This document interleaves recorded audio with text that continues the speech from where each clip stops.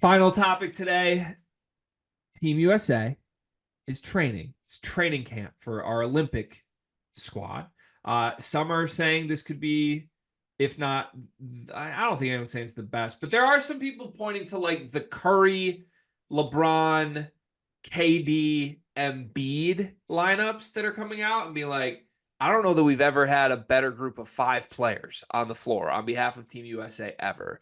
I don't know that I would go that far, but that's me trying to say there are people putting some pretty high praise on this version of Team USA that includes Curry, Durant, LeBron, Embiid, and many other superstars. Kawhi Leonard, Jason Tatum, Devin Booker, Anthony Edwards. Take your pick. This team rocks.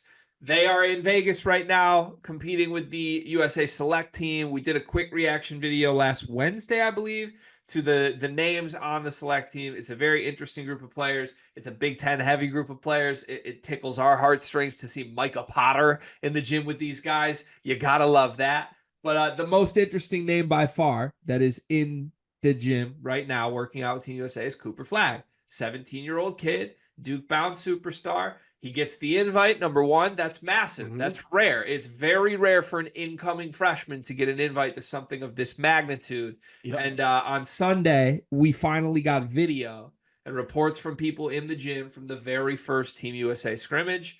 The video I saw and the reports that I heard where the Cooper Flagg not only like held his own and was there, but was one of the best players on the floor from the Select team. Do you buy that being true? Yes.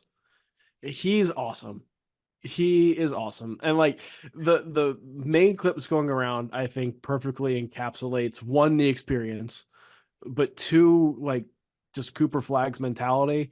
It's him shooting a fadeaway, getting swatted by Anthony Davis, but getting the rebound, passing it to a guard who makes play.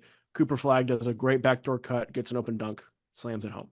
So like he got rejected, he got humbled by one of the best shot blockers in the world, and still found a way to be productive. Like, I want people to get ready because this is a white guy who plays for Duke or is going to play for Duke.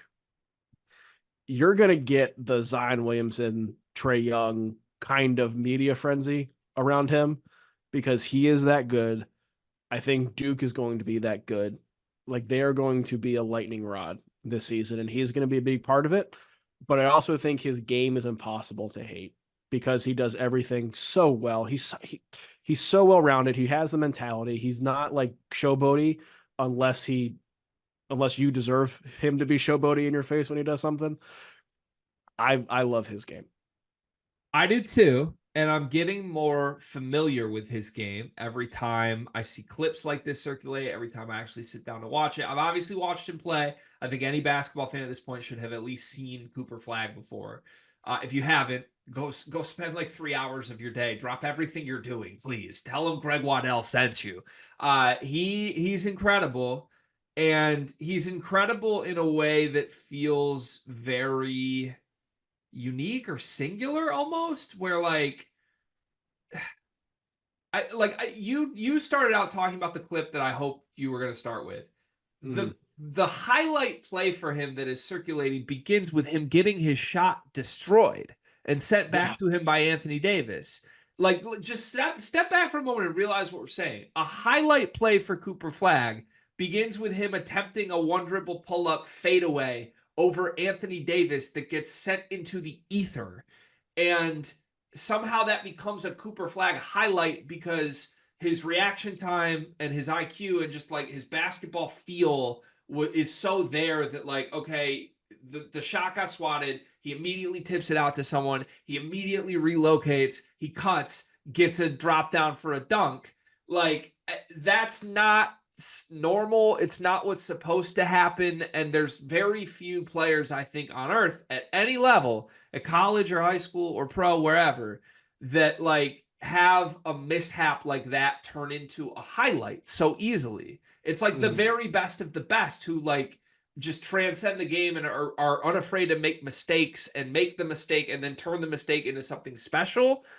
That's Cooper Flagg right now, his first hour into practice with Team USA. He's 17. Like, I can't process any other kid in history getting this opportunity and doing this. Now he No. could do the other stuff too.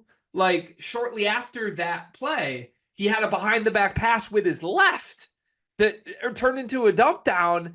Where I mean, this is between starters on Team USA. Like he's driving through Joel Embiid and LeBron James and Devin Booker, throwing a behind the back pass as a 17-year-old. And it's electric. I don't know what his production is going to be in college because it probably depends on how good the rest of Duke is too. Like he strikes me as a guy that if he has great teammates around him, he could very easily average like 8 assists as much as he could score 20 a game. Yeah.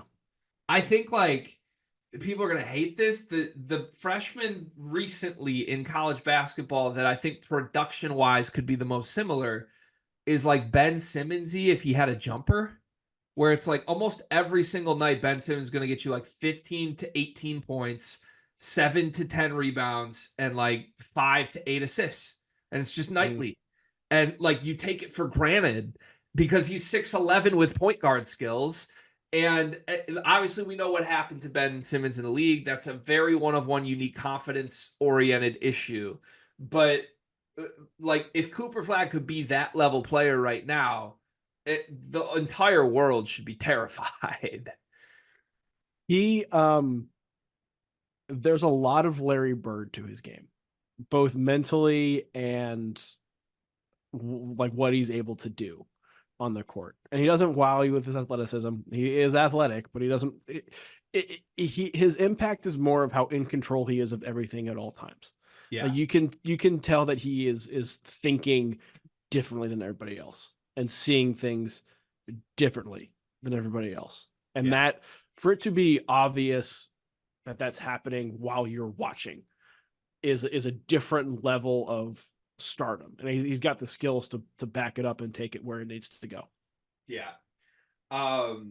So the one thing that matters most to me, I know Carter's going to give me shit for this, and I might get shit on in the comments for this. The thing that matters most to me that I saw on video tonight from the Cooper Flagg team, the select team USA scrimmage, was not a play. It's not something we've already discussed. The thing that matters most to me is the way LeBron James went out of his way to greet him in the handshake line at the end. Some people are going to say they don't care, and I'm being stupid.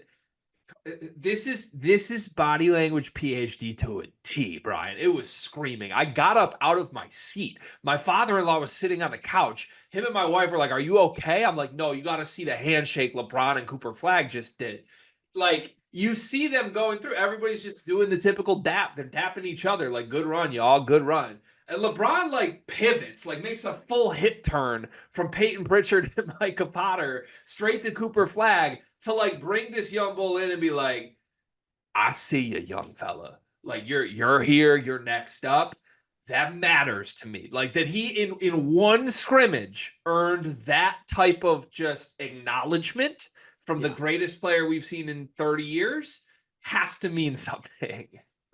Any documentary you watch on the Dream Team, or any documentary you watch on great players who are around and have the opportunity to play against other great players, that happens when like they see the next one coming up. Like there is a scene in the Dream Team documentary, it's Magic Johnson and Larry Bird, and they're talking about them talking, and Larry Bird's dealing with back stuff, and Magic obviously had his HIV, and they were talking about like whether they're come back, doing that, it's their league, blah blah blah, and they're giving Michael Jordan all this kind of shit because it's their league, and they brought the NBA back from the depths and all this kind of stuff. And then after a couple practices, they're like, "Yeah, no, it's your league now. You got it. Like we're done." And they just like willfully handed it over. There's like the acknowledgement of like, yeah, you are that. And when like Larry Bird is, was more complimentary about Michael Jordan than anybody else, because he saw Michael Jordan drop 63 against him in a playoff game, all that kind of stuff. Like there is precedent for the greats being like, yeah, no, that's different. So this is why it's even more important though to use that exact example. And now I want to go back and watch Last Dance. Maybe I'll do that tonight. When they had that moment, which was a great moment, they're talking to MJ, who was in the gym competing. to me, the comp in the gym tonight would be if this was like LeBron and KD looking at Ant Edwards. Like, oh, Yeah. young fella's next up. This dude who was just in the Western Conference Finals, who's doing the press tour telling, no, they're going to have to learn how to play with me. Like, I'm Anthony Edwards. That Right. would be that acknowledgement. This is Christian Laettner. And if you heard those guys in the gym, They like hated Christian Laettner. they said, why is this motherfucker here? Like, this Yeah. is supposed to be the greatest convening of basketball players ever. We're all out to kill each other. This motherfucker's in the way. And Cooper Flagg is not in the way. Cooper Flagg belongs as a 17-year-old kid before he even plays a moment at Duke with one of the greatest Team USAs we've ever seen right now. That's like, and look, I know this generation's wired differently. We all know that. We're in the dap you up culture now. But as much as I can possibly say it, all the reports coming out of this were like, nah, Cooper Flagg is him. And the NBA guys realize it. And we're about to experience this for 1 year in college. But good Lord, man, I'm excited. Like I can feel the juice is flowing right now. So can I give you a Team USA hot take before we get out of here? Please, please. We're not winning gold. Whoa. I don't think. I hope we do. I'm a true American. I don't think we're winning gold. Wait, I love this spin because right now we have a 17-year-old in the gym busting our ass. And not that standpoint. Like this team on paper is awesome 6 years ago. Yeah, but can't we just go young and be fine? We went young and didn't medal at the World Cup with a lot of the same guys. What do you think the crunch time lineup is? It's probably Steph, Ant, KD, LeBron, and pick Embiid or AD. Yeah. No Kawhi. I don't think so. No NBA champion Jason Tatum. I hope not. that would tell you how everybody else is doing. And part of this too, as we're scrolling through our timelines and seeing these highlights, have you seen what Wemby's been doing? The freak. I really think this is a summer of Wemby, man. I think this is going to take him next level. I think this summer is like, I think France wins gold. I think Wembanyama becomes like, oh shit. Yeah. I mean, a gold medal game in Paris, this Team USA against Wemby would be the most excited I've been for an international basketball competition. Oh my God. Yeah. So, yeah, I hope it happens. I don't hate that take from you. I mean, it hurts my heart, but I can see it. Also, my hot take before we get out of here is we should bring Cooper Flagg with us to Paris. I would not hate that. I don't know whose spot he's taking. I need to flesh. Honestly, with all due respect, why is Joel Embiid ring chasing on an Olympic team? That's not supposed to happen. You see the clip too of him foul baiting in a scrimmage against the select team? I don't like this. And I know he's I don't like the mentality. He's like, our starting center. He's great. I don't like it. Yeah. No. Let's go small. Let's play LeBron at the 5 and let's bring Coop with us. That's my pitch.